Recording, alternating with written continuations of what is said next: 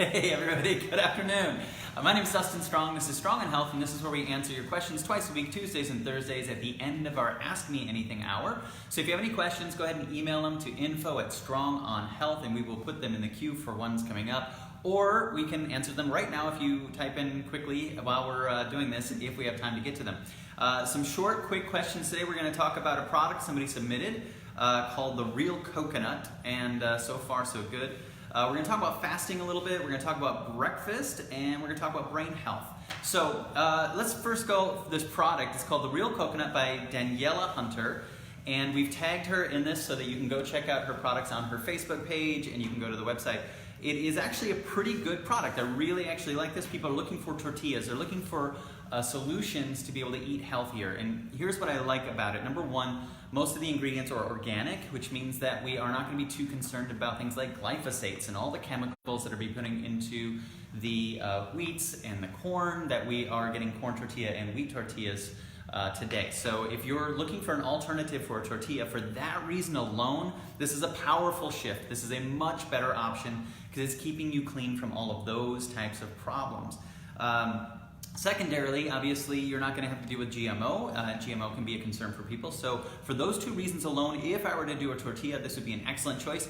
Second, I have to check out and see how it tastes, so I can't really speak for that. But the question was, saw these at my local health food store and was curious if they would be considered a yes food every once in a while or a no food. So Becky, the answer is it's a yes food once in a while. Here's the thing that I want people to be aware of though when you're looking at the back of this. When you look at the total fiber, we only have 5 grams of fiber, but 6 grams of sugar. Be aware of the fact that, just so you know, your carb count is going to be a little higher, and if you're trying to make choices that are going to help you with weight loss, that can be a hurdle to that. Especially when you look at the total carbohydrates, we have 27 grams of total carbohydrates and only 5 grams of fiber. So we still have a net carb of 22. So for those of you who are trying to do a keto type diet, that's pretty much all of your carbs for the whole day. So be mindful of the serving size. That's 3 tortillas is going to be 22 net carbs for the day. So that's the only reason why you might want to be easy on those if weight loss is a goal of yours.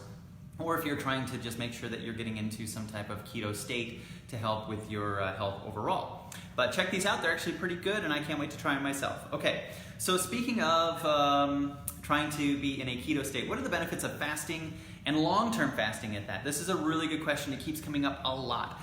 There are so many benefits of fasting, it is innumerable, but I'm going to take it down to the 5 major things that are affecting Americans as a whole so we can understand why there's some value to doing it. Personally, I'm at the end of a long-term fast, and that's one of the reasons this question came up, I think. Once in a while, there is some benefit if you have appropriate nutrition in your body long-term so your nutrients are satisfied, your magnesiums and your potassiums and all of the micronutrients. And if you're not pregnant and if you're not breastfeeding, then fasting can be something that can be very helpful to offset a lot of what we've done as Americans in general in our diet.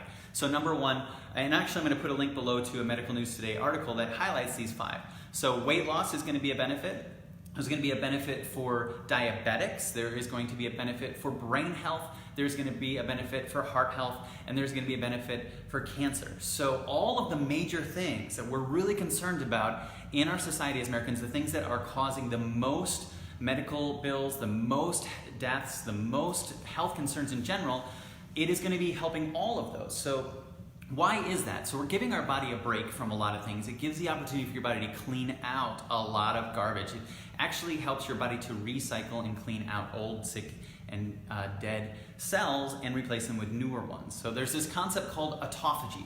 So autophagy is something that we have known about for 50 years, but it actually finally got recognition for its importance to physiology and medicine in 2016 when the Nobel Prize in Medicine was awarded to a gentleman who helped with research quite a bit on autophagy and how it helps us. So autophagy is, again, if you break it down to what it actually means, as some of our smarter people did here, it means self-eating. So it actually is eating up the parts of our body that are no longer helpful, getting rid of those and making room for healthier ones. That's basically the way that's working.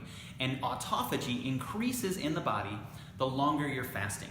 After 24 hours, 300% you get an increase in autophagy. So a 24-hour fast once in a while can be a very, very wonderful thing. I've, over the last year or so, learned of certain communities, like the Mormon community, that do a 24-hour dry fast once a month. I believe it's the first Sunday of the month, and I feel like that is a major component that's helping to offset a lot of the other aspects that tend to be correlated with people who eat a lot of sugar. So, and oftentimes I see that, a correlation to that. So there's a lot of benefits to having a fast once in a while, but make sure if you're gonna do it, make sure you talk to somebody who knows, who's had some experience with this. Don't dive right in to try to do a big one all by yourself.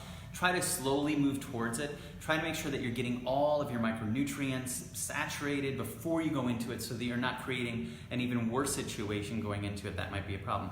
And a dry fast is pretty extreme, honestly. I would make sure that the first time I did it that I was actually drinking lots of water and actually replacing the electrolytes during that fast. So if you're thinking about doing that, look into it. There's a lot of information out there, but the benefits are massive. But make sure that you're doing it with somebody who has done it before, somebody who can give you some guidance on that. So many elements to it, which leads us into the last question, which is breakfast the most important meal of the day? Is that model still true? Is it more about what you eat rather than when you eat it? Great question. What you eat, of course, is incredibly important, but when you eat actually is important too. I do believe that there are certain times that are we are more set up to be good at digesting and receiving food. When you're breaking the fast, that's what breakfast is, it is important to pay attention to the things that are going to be easier on your digestion, that are going to help you break that fast a little bit smoothly. Does that happen all the time? No.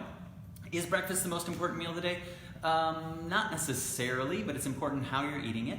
And when we're talking about making sure that we're getting time to fast, it actually can be important to extend the time in the morning that you're fasting longer so that you can have a longer fasting window. 12 hours is a good target. So if you're eating your last dinner at 8 o'clock at night, waiting until after 8 o'clock in the morning is going to give you 12 hours of that fasting. Now, for those of you that are trying to use this as a means to help reset your insulin sensitivity and things like that, you really need to get up to an 18-hour window. So sometimes that means not eating until 10 o'clock or 11 o'clock in the morning. Now, that's not for everybody. Some people have a lot of stress, some people have blood sugar issues, so again, make sure you're talking to someone who knows about this before you jump into it yourself, but do know that it is more about getting the right foods to help you break that and making sure that you are getting a true fast with it. So regardless of when that is going to be, making sure that you have time for your body to have recovery. Okay, so we're going to talk about brain health because the fasting does lead into brain health and it can be one of the #1 things that helps with it. But next month is our brain health box, so we're going to be talking a lot about the foods